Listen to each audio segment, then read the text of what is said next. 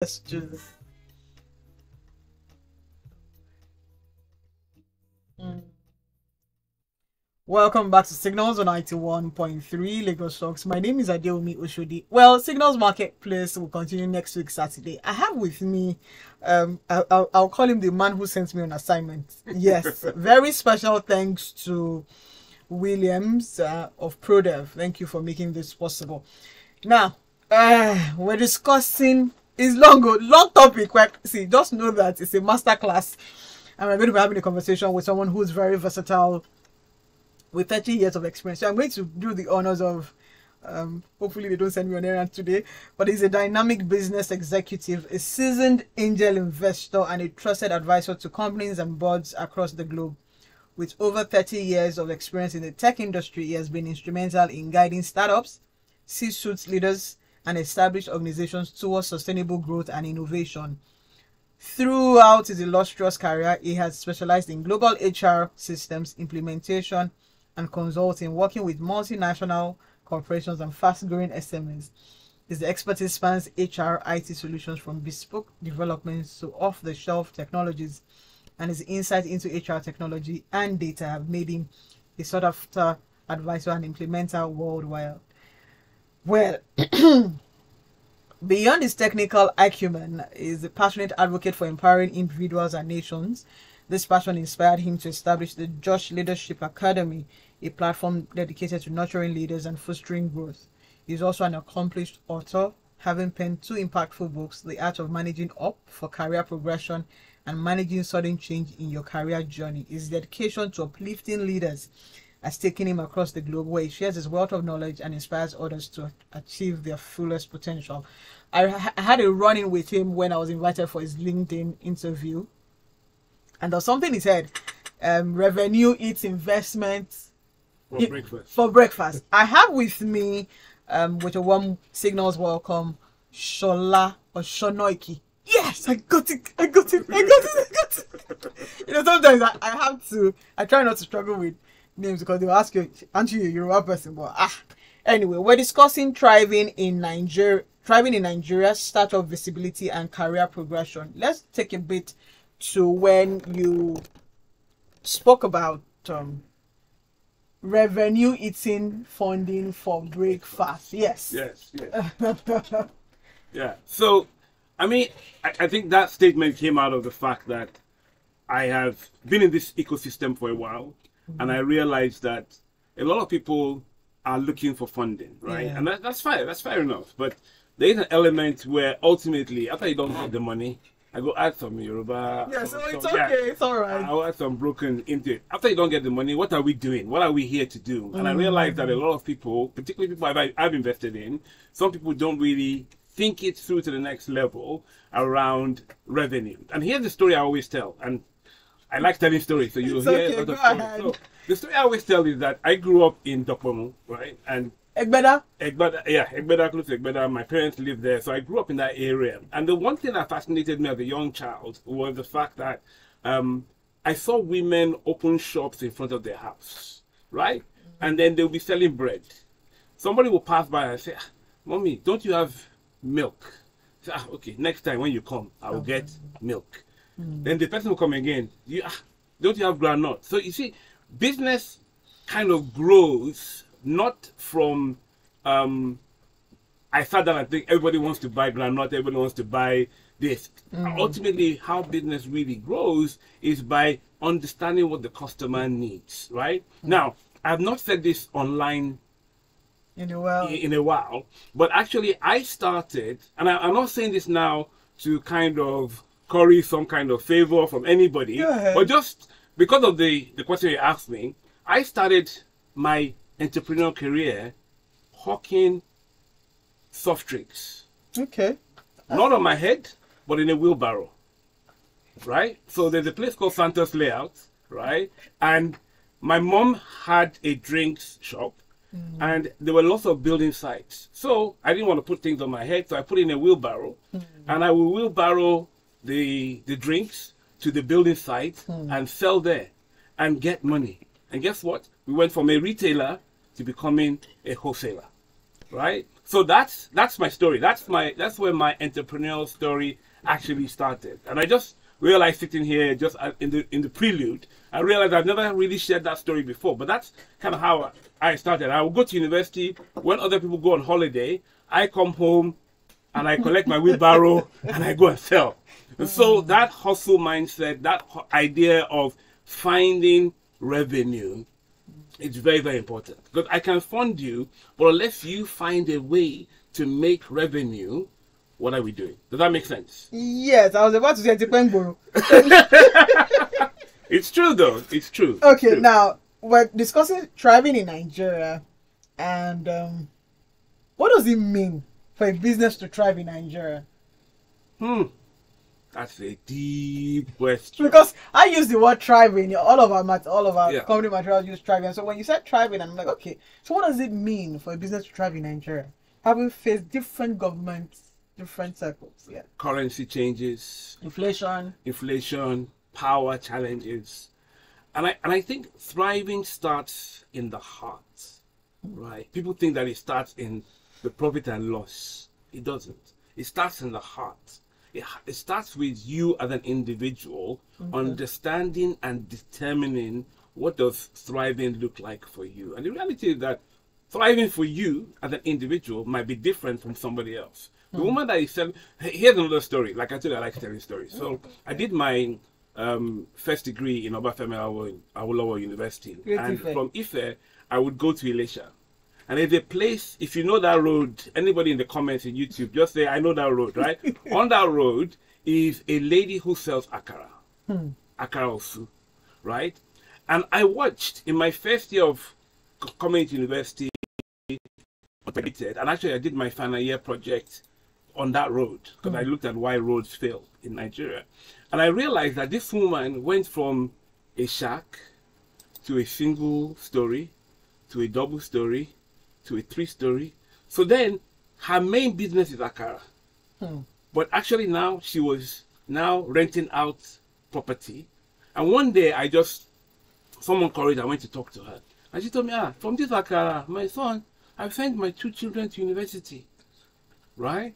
So thriving depends on where you're starting from, what your end game vision is. Like so her own end game vision was, I want to educate my children. My father had the same story. My father-in-law had the same story. So when you see great industrialists, my wife would say her father's my father-in-law's mom said to her, I don't know what this thing called school is, but I want my children to go. And so thriving, and I'm not trying to run away from this. Thriving depends on your own mindset. For that woman, thriving was getting her kids to school. For some other people, thriving is building 100 million naira business. For some other people, it's being a unicorn. But hold that one. We'll come back to that. We'll come back to that. But I think thriving really starts from you understanding the environment that you're in and determining what does it mean to thrive in that environment. And thriving takes us away from surviving, right? Now, the reality is that any person that tells you that they're not starting their business from surviving, they're lying. But it starts from surviving. It starts from the hustle. But the hustle becomes empowered by structure, right? You put structure in and hustle becomes a business. When the hustle becomes a business, then you get to a place in which you now have customers. Customers know where you are. You know, I love what you just did now with the single marketplace, where people are coming online and explaining what their businesses are. I would say, I encourage people who are going to come next week. Be clear about what you sell and be clear about why you are different, right? So that's just a... So we're going to break this into two parts. Yeah. We're going to talk about the business side will come later, Yeah. but for career progression. Let's start with career, yeah. Now, even I dropped my shoulder. When we say that people want to grow the career ladder, what does it really mean?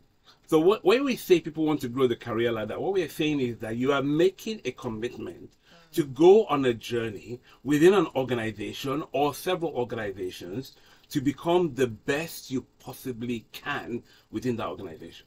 That's what I understand it to be. And that you yourself, you are committed to that journey. So a lot of people go into career now job that they look for. No, right? the money that they look for. Yeah, now money that they look for ultimately in a job because job will give them money, True, right? true. Which is fine, right? That's my mind is surviving. Like you just have to do something to survive. And if you know my story, I did something to survive, which was I worked as a security guard in the UK, right? But here's the thing: 2 months into it, I realized that I can just come home and they will say I came to this bus stop, I didn't take anything. Or I can decide to understand, learn, and even imagine a future here, even if that's not what I want to do. I'm a civil engineering graduate, but here I am working as a security guard. So what did I do, right? I decided to understand what this is all about, right? Now, we're talking career, and people will straight away jump to, oh, blue chip company, you know. Doesn't have to be a blue chip company. It could even be a store where you are the store assistant. But you get to a stage where in which you want to progress your career within that industry, within that business, within that store, whatever it is. And for you to do that, you need to do two things. Sorry, I talk a lot. But the first thing is this. Do you love the company you're working for? Oh, that's a huge question. Because if you don't love the company you're working for, I'm not sure how you're going to progress your career. That's number one. Then number two, are you committed to the journey that you are on? Because it takes commitment. It takes time to build a career. You don't just get somewhere. I know that the Gen Zs will tell me that that's not true. You don't just get somewhere and then next week you are promoted. There's a method. There's a process, right? And I tell people, like for me, for my career, when I get to a place, I will ask them, HR ask them, what is it like? Like, I started here. Where can I go? That's career progression. But if you just come and do your job, guess what? You can be doing that job for 5 years. My boss told me, one of my bosses said to me, said, oh, you know, it takes you 5 years to promote. I said, like, no, not me. And in that 5 years, I got promoted 4 times because I understood the process. I understood what I was trying to get and the direction I was going. So focus my mind. And just one last thing. Even from your NYSC, for those who eventually go and do it, a lot of people want to change their posting, want to go and live in a comfortable place because they don't understand what NYSC is. Like if we use it correctly, and don't get me wrong, I know we will get comments in the chat that you don't know, Alawi is not enough, etc. But you get out of what you put into it. Like I did my NYSC in Delta State. And I can tell you that it was one of the best years of my life. Was it financially profitable? Not really. But I experienced certain things that have impacted me today. So I have you have to break it all down. No, it's okay. Now let's take your civil engineering. You studied. I studied civil engineering, and you had to go to the UK to do security guard. Yeah. Of course, follow my train of thought. And because there's a time in a person's life where you have to do the odd job to get to where you're going to. Yeah. But how do we work within the mindset? Because we see a lot of security guards, and we're going to use them as an example. Yeah. Where they're doing security jobs and it's just a drag. It's just a drag and then there's this overly, I'm not supposed to be doing this job. Now condition make crayfish burn. How do we begin to work within those mindsets that, okay, yes, you have done it and you are here, right? And it can be different for them. Let's touch a bit about the people who are in the informal sector who can still grow their career just by doing that little job they do. So, I mean, I will be fair. I didn't do security in Nigeria. I did security abroad, right? But, there's no difference. No. But there's a small difference. Because we have bankers here who travel abroad. Yeah. And the first job they're doing is security. Yeah. And I think that is an interesting dilemma that we find ourselves in, right? And I coined a phrase, and if you go online, you'll find the phrase. I coined it. I said, your uniform does not define you. The fact that I'm wearing a security uniform does not change the fact that I'm a bachelor's holder in civil engineering. It doesn't change that. The fact that I'm wearing a security guard and when I'm opening the door for you doesn't change who I really am, right? And so your job that you're doing does not define you. There are many security guards today. There are many people who are hawking bread today. There are many. So if I told you that I mean, it could be a sensational story to say, Yeah. I hawked bread and now I'm a vice president of a multinational, right? Or The process will be missing. Yeah, right. But there is a mindset that comes into it, right? So here's the thing, right? While I was doing security, guess what? I also did a long distance learning on editing, Okay. right? So you don't allow your job, whether it's security, whether it's MD of a company, to define who you are. You define who you are beyond your day job, and then you allow your day job, your security, your Shop being a nanny, assistant. shop assistant, whatever you are, to be stepping stones to your ultimate place of destiny. One lady was hawking bread one day. A photograph was taken of her, and look at what happened to her. She became a world sensation, right? Now, I'm not saying everybody's story is going to be like that, but it is a mindset thing. Where is your mind at? And you start, we work on ourselves. We are crayfish, we are bent, but you can straighten yourself. Yep. And even when you want to do crayfish, you have to still bend it. Yes. You have to still straighten it out. And so, I hope I'm answering your question, Yes, because I think ultimately people, we know this statement is a Nigerian statement. No condition is permanent in this world, positive or negative.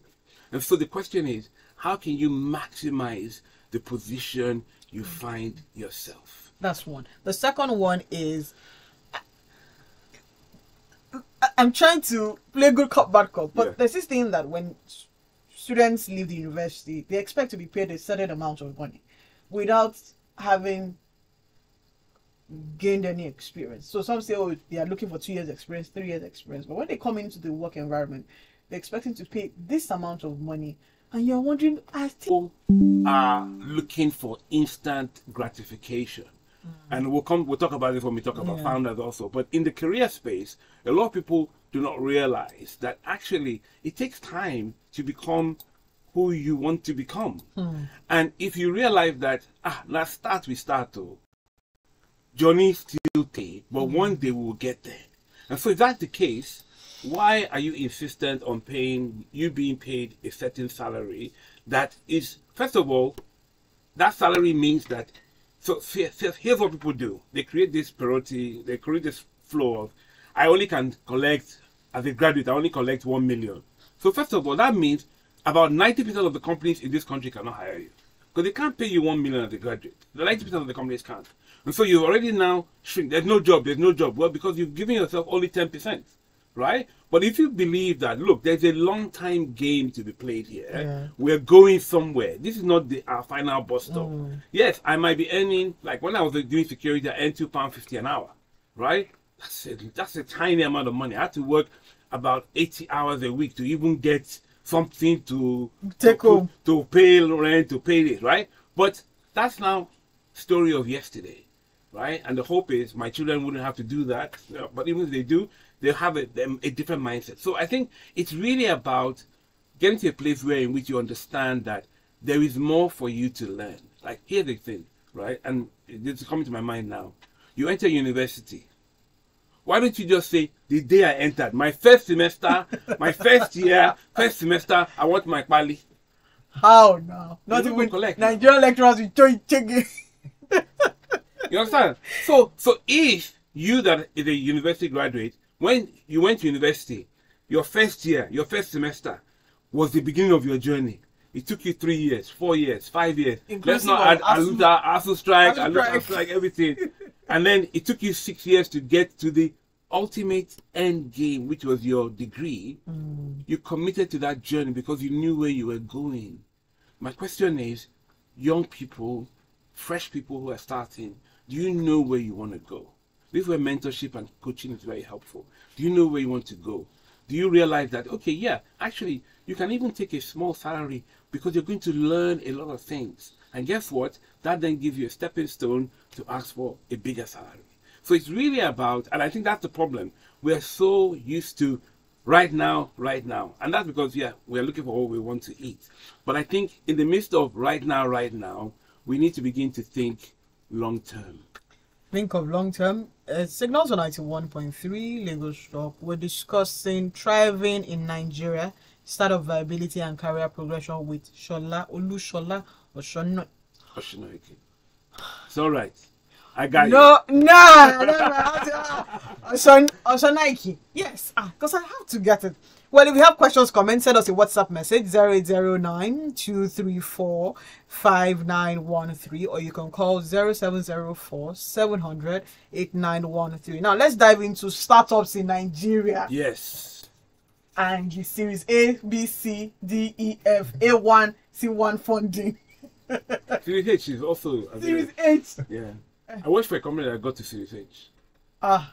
You start, we want to give us some attention. Like, we business owners like this, when we hear that people are raising funds, we're like, what did I do wrong? Yeah. See, yesterday, so that's myself and a friend of mine, Sarah. She wrote something on her status about somebody, an artist giving somebody 6 million naira, and then she now said, and that's very good. She now said, for them to get 500,000 naira, they'll have to write business, they'll have to defend, and I'm like, see, all of us are feeling it. And I felt her pain because she's a body in Nigeria who's playing in the agri space. And I see how she's always writing one grant or the other, and then somebody comes and says, oh, that's you. Your account balance is not looking friendly. And that's you 6 million naira. Yeah. And it was uncomfortable for me, uncomfortable for so many other businesses who need funds to be able to, if they give a business owner 10 million naira, you know exactly what to do with them if you're a serious business person. So where do you want to start? Well, what is it that a startup really need, and how many years can we qualify a business as a startup? That one is a big question. Let's start small by small. So let's start small by small. And also, we have to also define. We have to add all sorts of layers, because sometimes a lot of times the fantastic numbers that we see always tend to be tech stuff. Yes, tech, right? tech. And actually, we're getting to the stage in which every startup is going to be tech enabled. Okay, let's go. Every startup is going to be tech enabled. Whether you're on the agric, you're planting seeds in a farm, there will always be an element of technology, whether you like it or not. The fact that you have to go online, send me my credit, you're using technology. Okay. And I think the world is evolving to a place in which everything is going to talk technology. But what we need to break ourselves away from is the Silicon Valley mindset and think more about the Ojuelegba problem.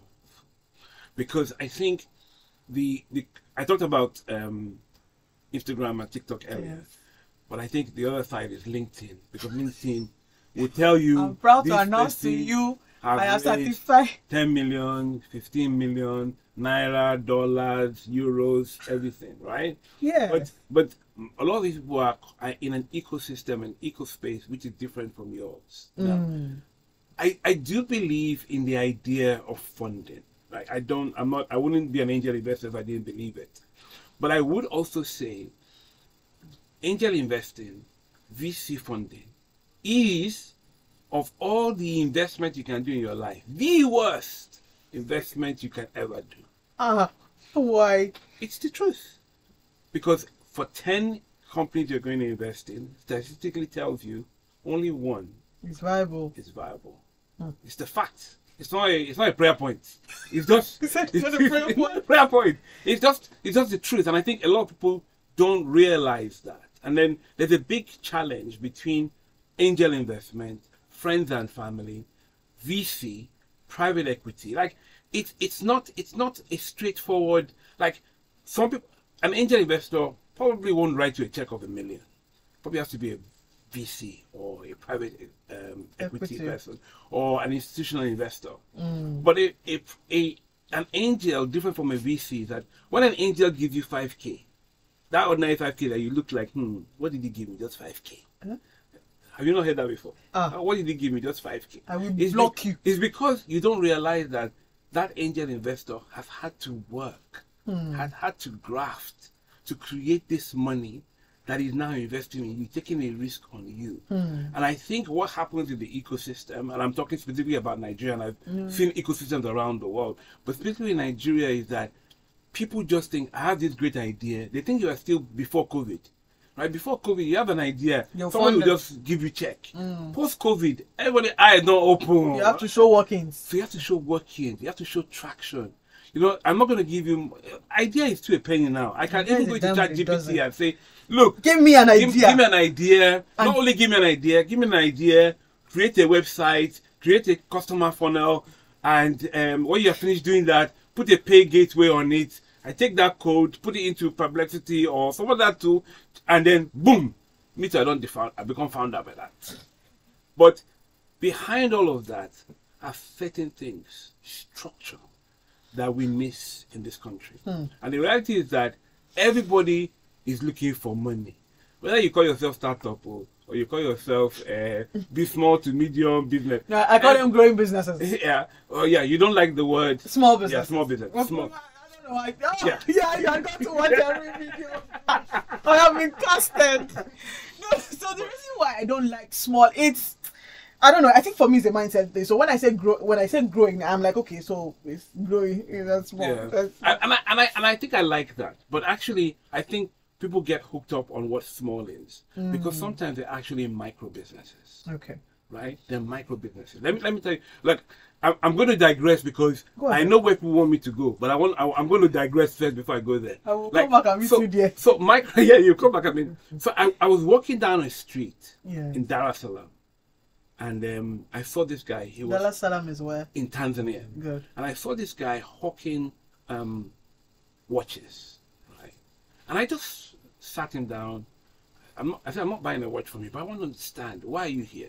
Told me a story, he was a graduate, but this is what he could do. And to be honest, he was running a micro business, not even small, micro. Okay.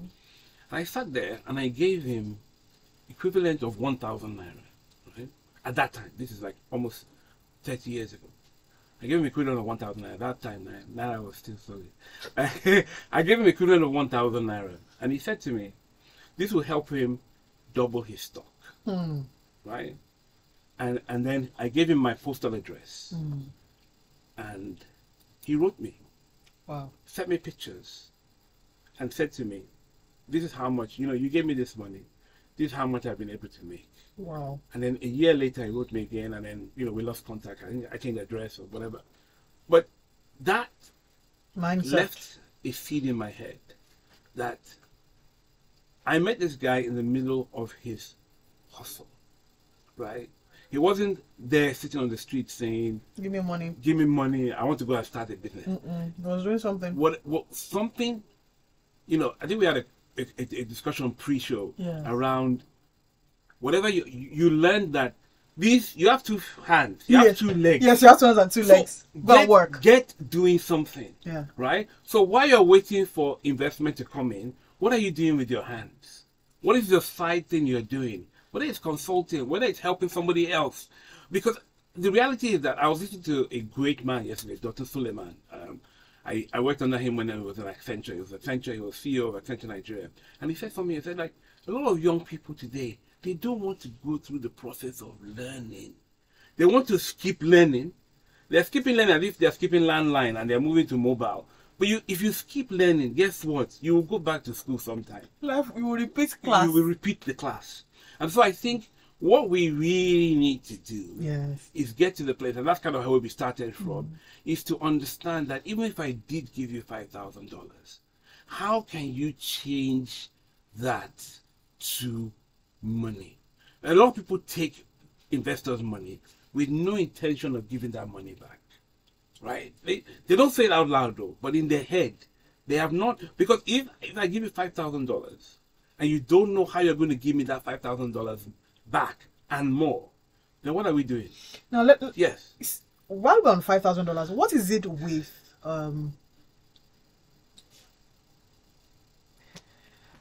should you come back home?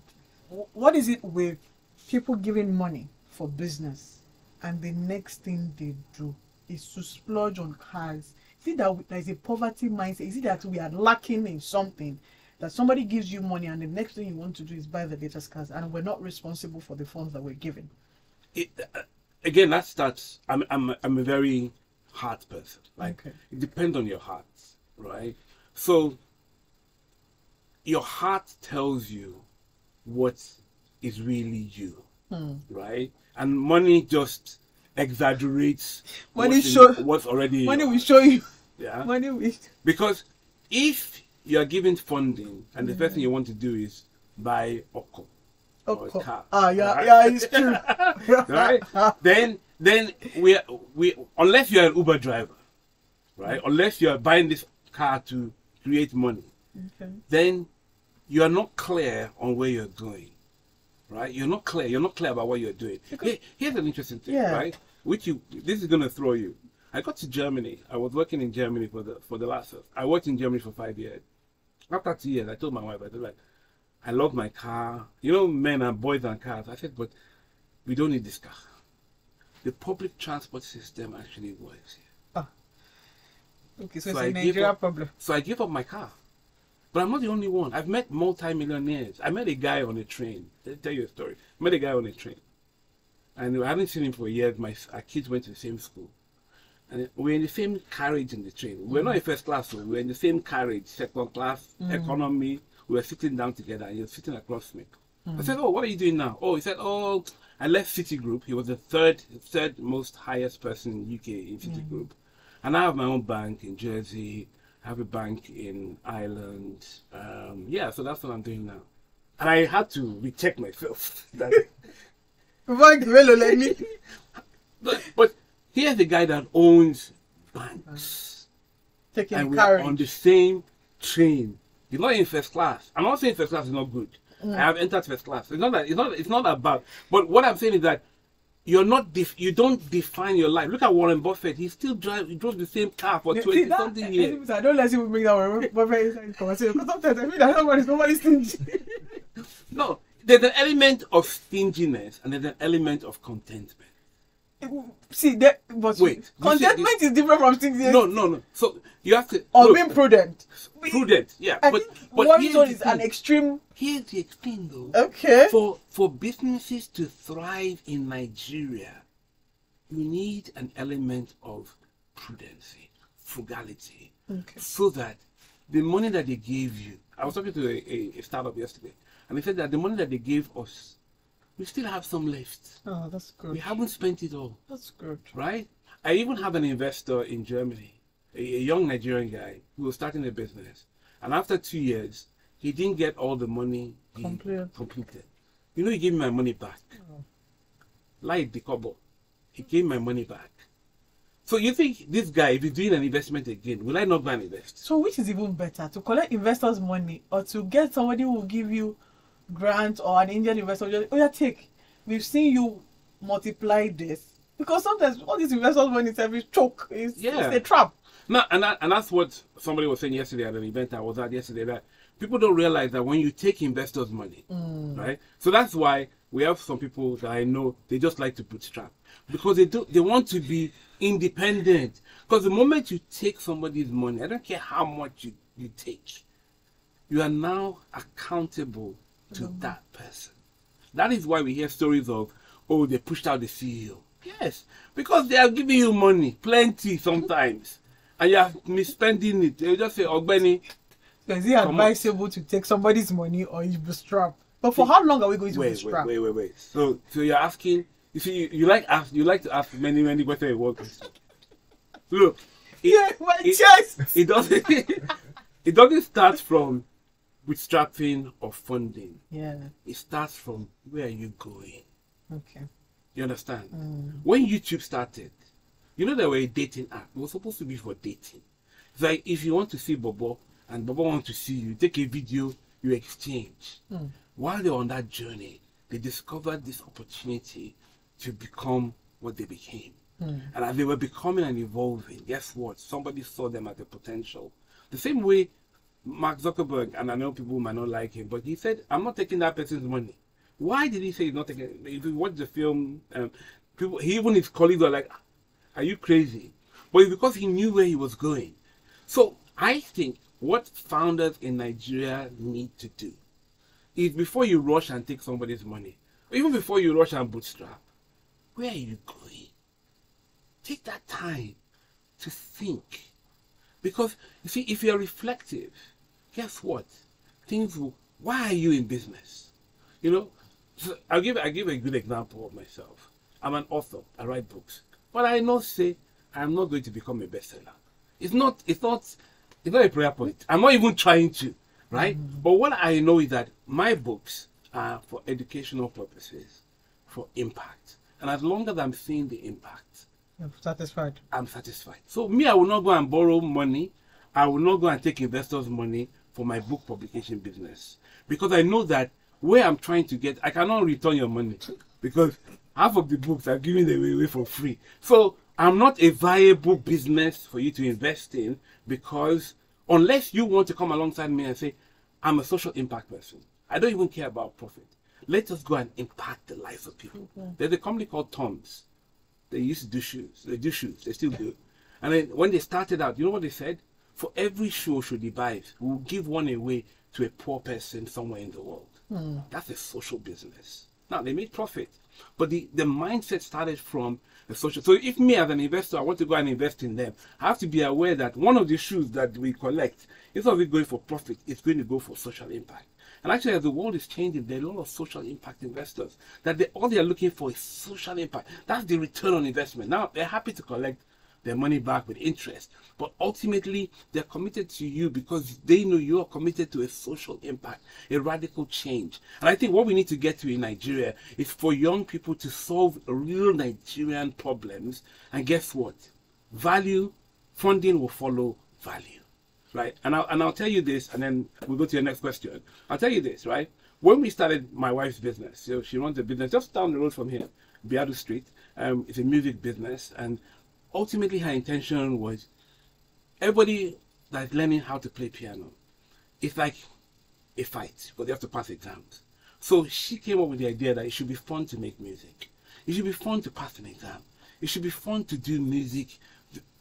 It should be fun, but it could also be educational. You can still pass your exam and still have fun. And so we bootstrapped our business, right? Full bootstrapped, we drink Gary, At least I'll see my next guest anyway.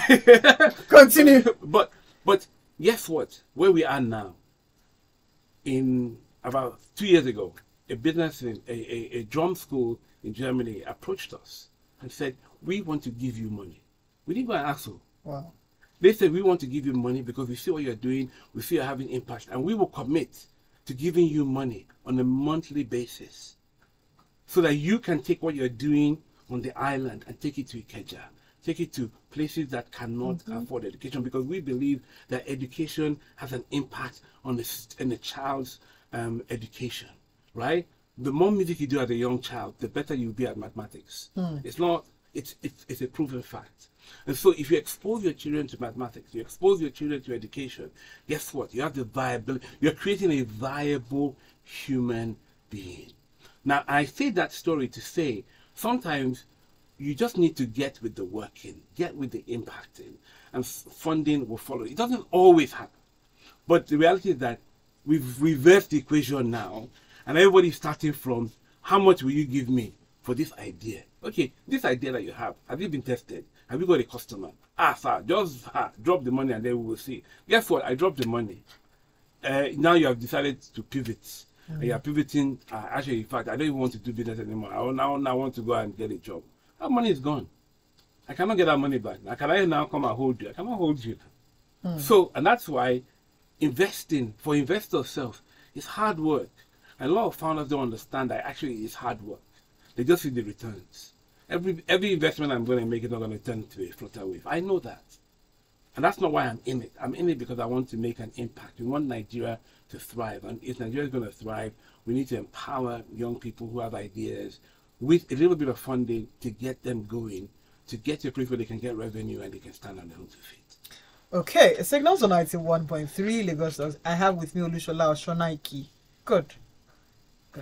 If you have questions, comments, you can send us a WhatsApp message 0809-234-5913, or you can call 080-0704-700-8913. Well, really? We'll go on this short break. We'll be right back. Please don't go anywhere.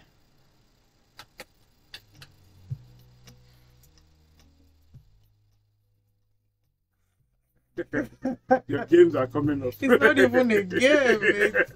Advert. It's okay. We're here. Are we okay?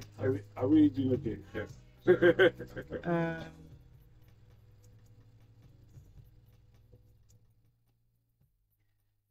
Okay then. So let's go back. Done, right? Yes, we're almost. Are you happy with? I am here. Don't worry. 30 years. 30 years is a body of work. Thank you.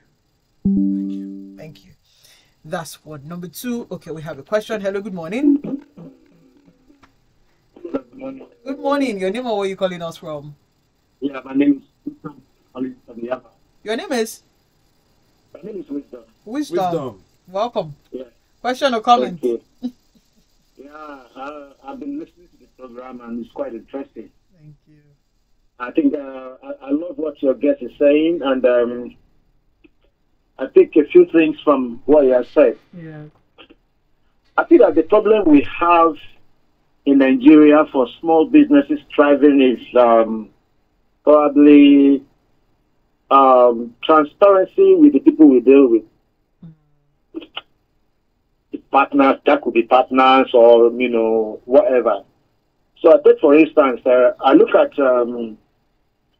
the guys in the keke business, the Danfu and the likes.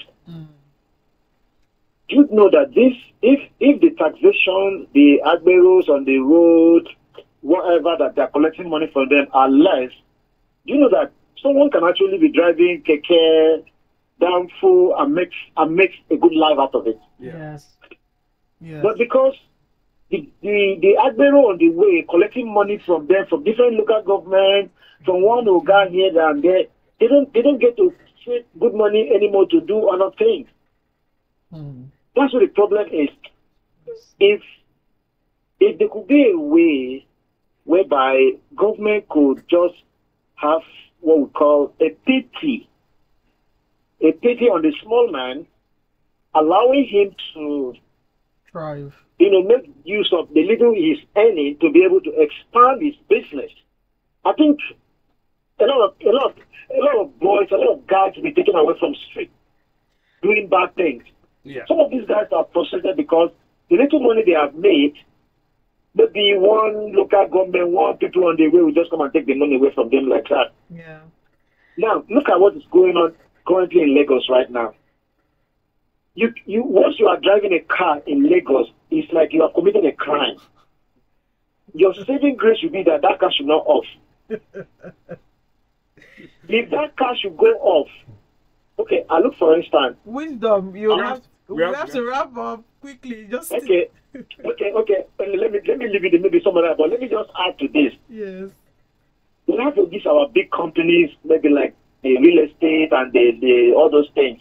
They will say come and invest, and you go there and give them the money. They run away with the money. Hey. I'm a victim. Wisdom, I've heard you transparency running away with money. Just allow him, Joe. Thank you. Transparency with Wisdom, you're talking about people running away with money. Transparency. Yeah. I mean, we're gonna have to rebuild, right? We have to rebuild. We have to restart. But it starts with you and I, right? It starts with you and I. It starts with you and I, where we build a culture of trust. We build a culture of long term. And not just what is in my pocket. That Agbero that's collecting the money. You think about some policemen collecting money from they're just thinking about today. They're not thinking long term. They're not thinking about the fact that one day their child will want to go for an interview or a jam, and they won't be able to get the keke because now somebody is just extorting money from them. We're not thinking like that. If you think in a secular universe, we realize that actually I want to make Nigeria better because of my own children and my children's children.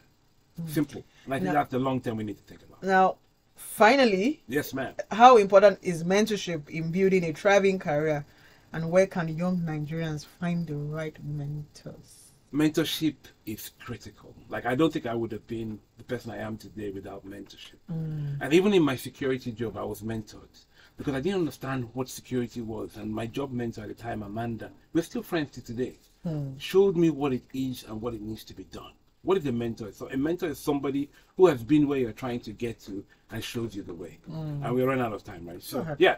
So mentorship is critical. And yes, it's very hard to find mentors, I'm told, right? But the reality is that people just want to drop in your LinkedIn and say, will you mentor me? I don't know you from Adam now. Right? You don't just meet someone on the road and say, you want to mentor me. Build, add value, show value, create value. Be curious. Be interested in their life, not just what you can get out of it. Because if you don't really know my story, how do you know I'm the right mentor for you? So be curious, find out about other people's story, and while you're waiting for your own mentor to come, guess what? Look back, mentor others. Right? If you're found in a place where you're mentoring others, guess what? Mentors will find you. Coaches will find you. It's a secular economy. And I really think that mentorship is an undervalued tool to help people become better.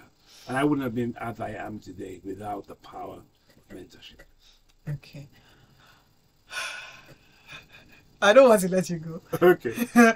But I would just give me 2 months. We'll do 2 minutes. Yeah. And if you look back 30 years Yes. now, what would you tell 16 years old Olusola? I would tell 16-year-old Olusola, dream bigger. Okay. Trust the process. And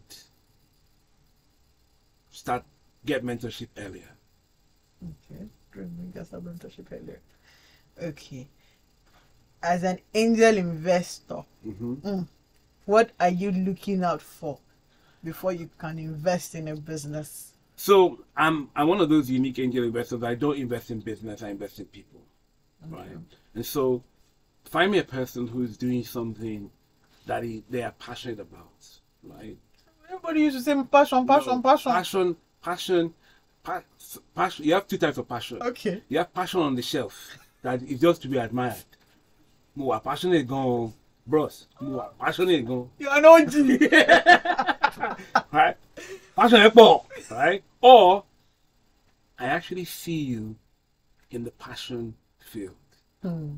You're hawking bread because you know that you want to build an enterprise. You are helping somebody else. Somebody told me the other day, I will actually go and work as a cleaner, right? In this country, just to get enough money so that I can pay my designer. That kind of brain is what we're looking for. Because you're not sitting there saying, look at me, look at what I'm becoming, I'm CEO, right? But you're almost trying to hide because you know that what you're building, if it hits the ground, will be valuable. Real value. Build value. Build value. Build value. And then revenue will eat investment for breakfast. Okay. Thank you very much. Thank you, Issa, for supporting us this morning. And to Williams, thank you very much. To everyone who's listening, called in, I'm going to have him back. And then I'm going to go and look for his wife. I'm going to interview her because I'm interested in that piano business. Yes, I'm saying it now. Till we come your way again next week, Saturday, like we always say on Signals, dream again, create opportunities for people. Yeah, people will be people. Keep creating opportunities. Have a wonderful week. Thank you again. Thank you so much, Olusola Osinoiki, Director, Josh Leadership Academy, because I was trying to remember that I saw that. Thank you, everyone. Have a wonderful week. Have a blissful new month, and everything that you want will come to pass. Can I have the last word? Oshodi, yes. Thank you for what you do. That's set up. Thank you.